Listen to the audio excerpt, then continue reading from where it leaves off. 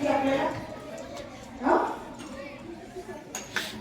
तुम्हाला असं वाटतं का बघा आपल्याकडे डोळे आहेत पण आपण त्याचा वापर फारसा करत नाही, असं जाणवलं का तुम्हाला?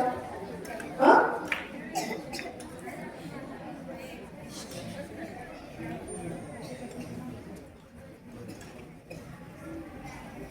मुलांना 3 डिसेंबर या दिवशी दिव्यांग सप्ताहाचं उद्घाटन झालं आणि आपण या कार्यक्रमाला सुरुवात केली.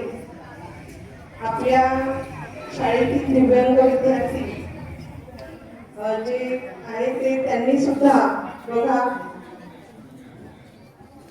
जो कार्यक्रम झाला उद्घाटनाचा बालगंधर्वमध्ये, तर सत्यम गांधी साहेबांच्या समोर स्वागत गीत सादर केलं आपल्या विद्यार्थ्यांनी आणि आपल्या शाळेतील जो दिव्यांग विद्यार्थी त्यांनी वादन केलं. तिथं बरेच दिव्यांग विद्यार्थी होते, त्यांनी ढोलकी वाजवली, तबला वाजवला.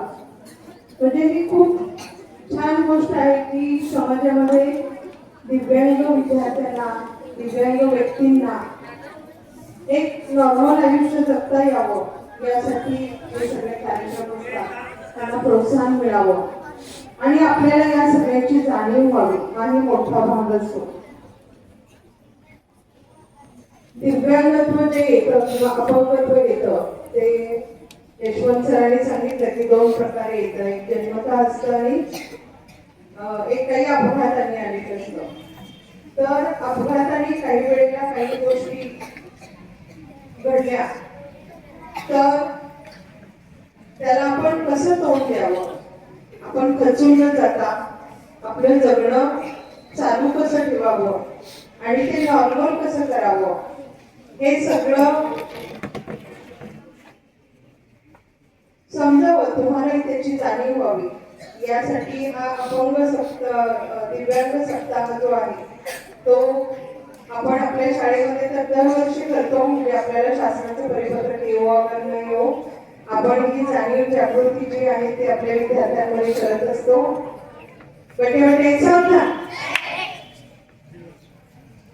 तर मुलांना ही खूप आपण यशवंत सरांना तर नेहमीच आम्ही बोलवत असतो, यशवंत सर नेहमी येत असतात आपल्याकडे. आणि काही वेळेला एकदा आपण गायक आपल्या शाळेत आले होते, त्यांनाही आपण गाणं म्हणण्याची एक संधी दिली होती. असा त्यांचा ग्रुपही आहे आणि सरांच्या बऱ्याच संस्था आहेत. तर ते स्वतः त्यातून म्हणजे दिव्यांगत्वावर मात करून ते घडलेले आहेत आणि असं इतर आपली जी मुलं आहेत, इतर बांधव आहेत तेही घडावे, त्यांनाही छान जगता यावं यासाठी ते अनेक संस्थांच्या माध्यमातून प्रयत्न करत आहेत. ही खूप चांगली गोष्ट आहे की आपण जे आहोत आणि आपल्याला जे काही आपल्याला त्रास आहे तो इतरांना होऊ नये.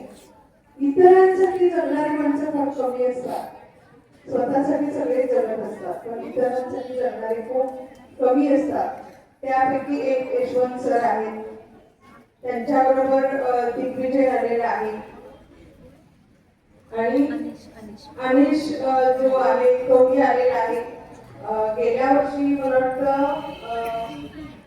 आणखी एक विद्यार्थी होता की जो होता, दिव्यांग व्यक्तींचा ग्रुप आहे.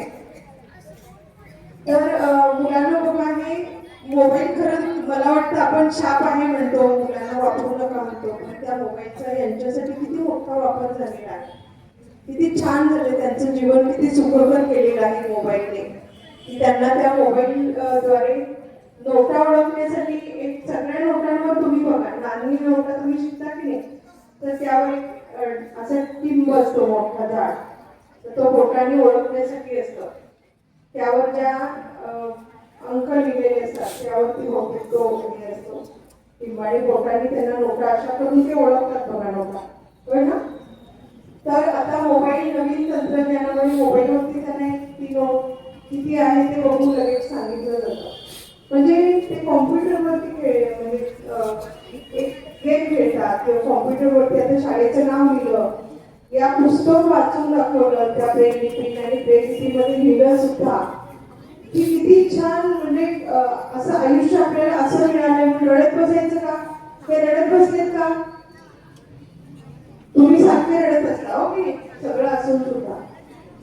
हा बाबांनी पैसे नाही दिले, आज ड्रेस नाही घेतला, रडायचं आपलं सारखं हो ना.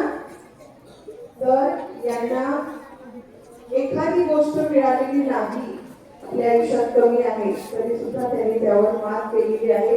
रडत न बसता ते लढलेले आहे. त्यांच्यासाठी जोरदार टाळ्या होऊ शकतात.